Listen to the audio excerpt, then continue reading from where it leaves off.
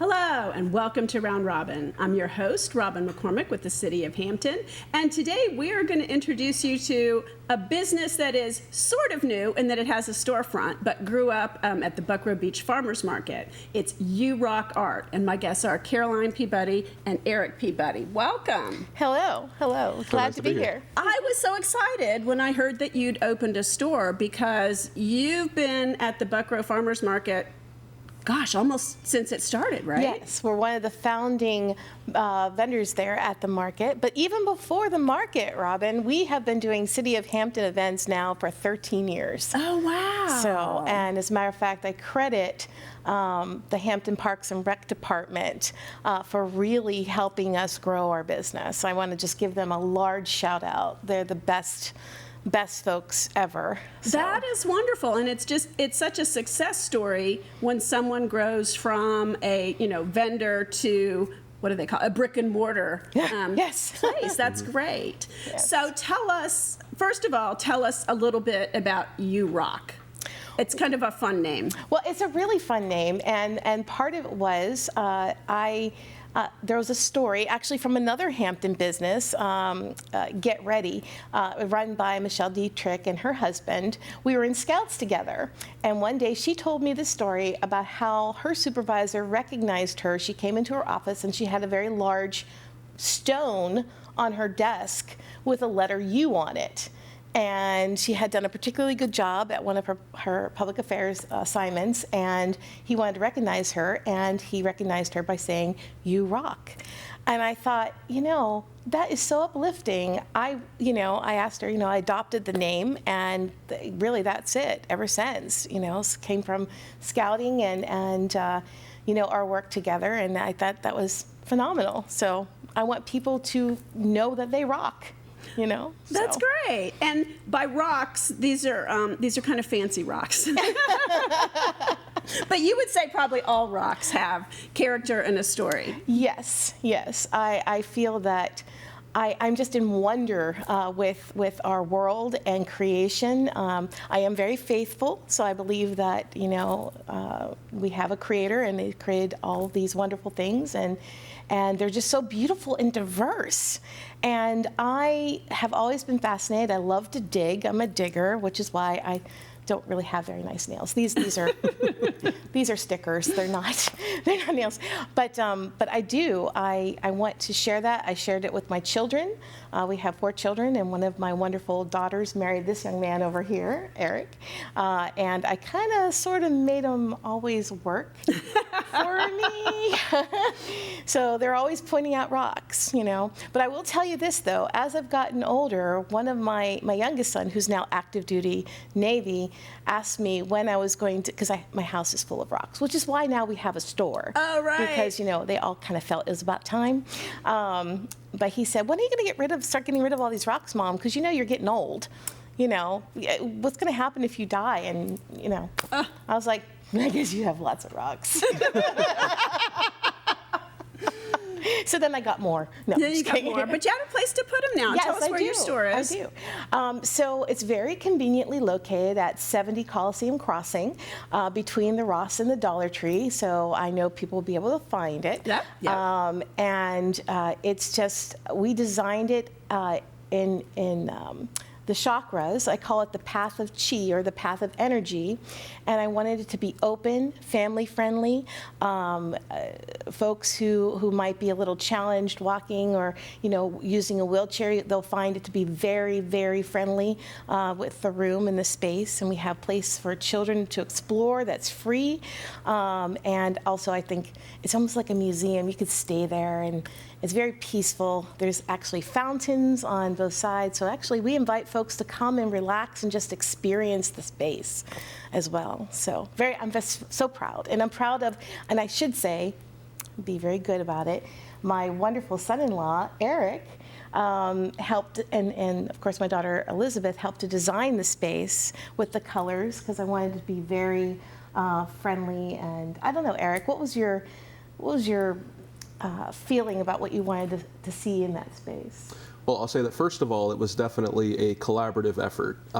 I've been kind of boasting about it, but when it came down to it, we all sort of put a little bit of our soul into that building.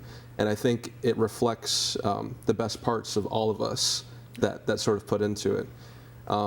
And definitely we had goals in mind, like making it wheelchair accessible and making it open and friendly to all of all ages, all creeds, backgrounds. And I think, and I hope that we were successful in that endeavor. Yeah.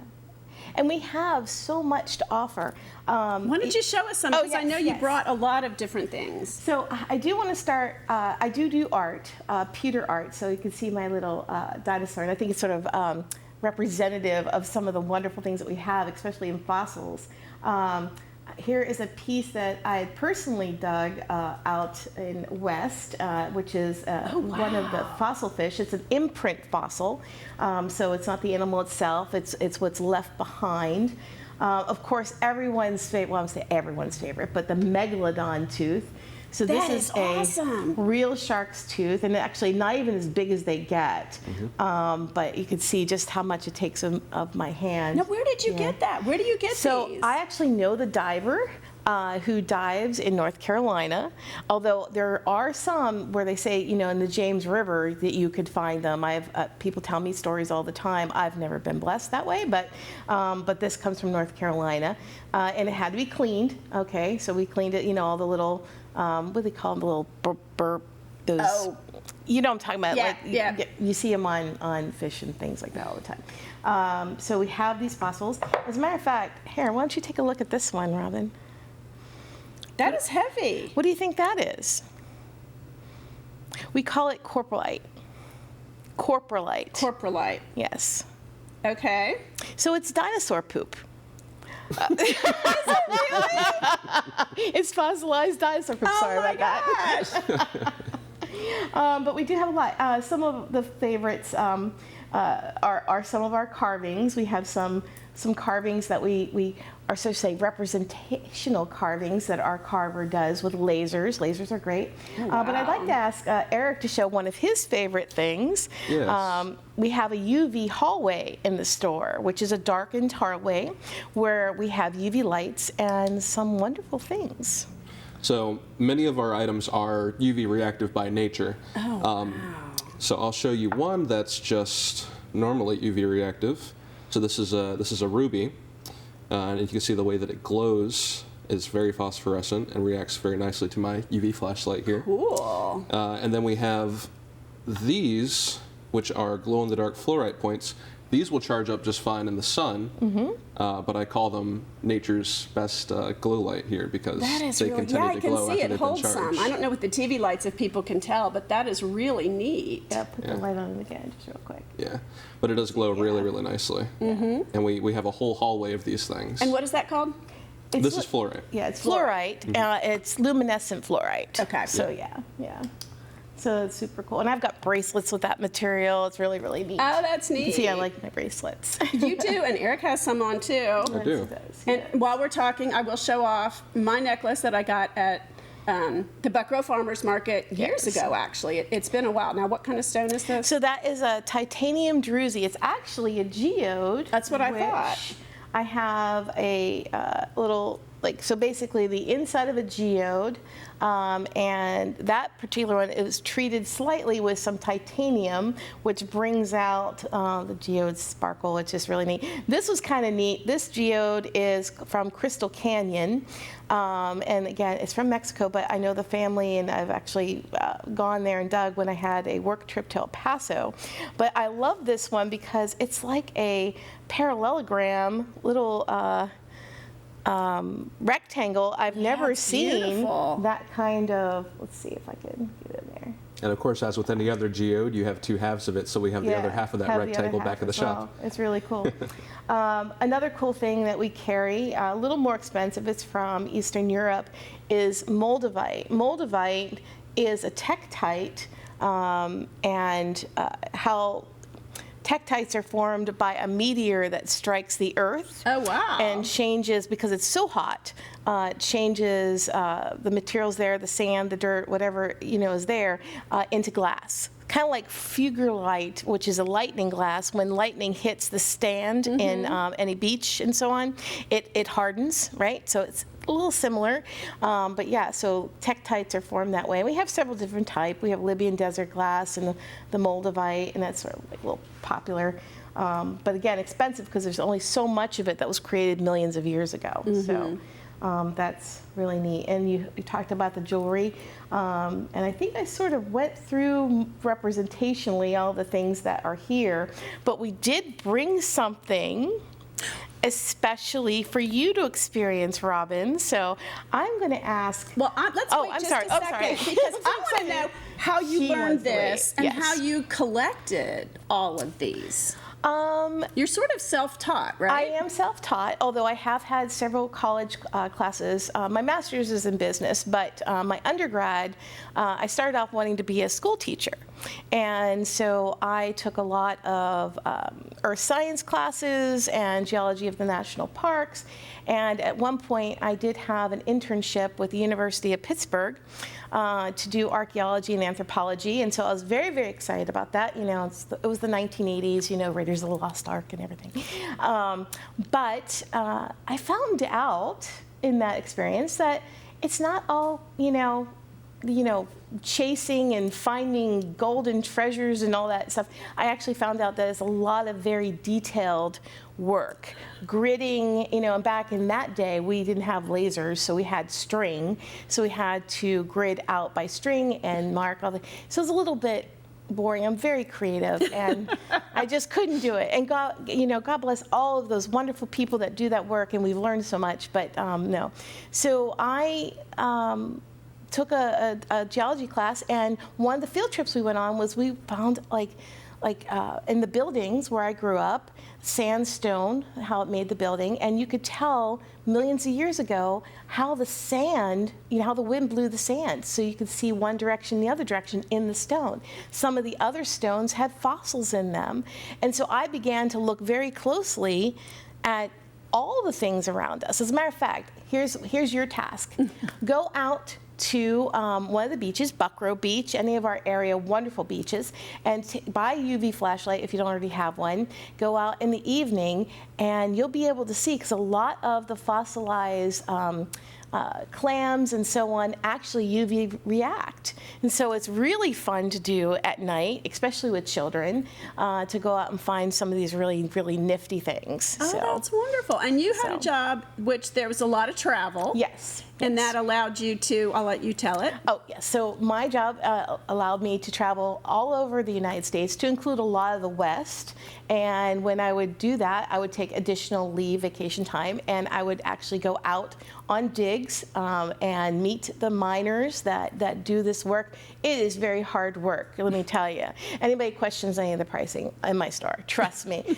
I have experienced the work of digging, and it is something else. And so I've dug a lot of things myself, and I've met a lot of families. So everything in our shop comes from someone that I have met, or I know the family that runs, you know, their mine or their carving business, and I'm very proud to say that. So that is wonderful. Okay. Now the surprise. Now the surprise. Okay. And I think we need to break for just a second while we get that ready. Yes. Thank you so much.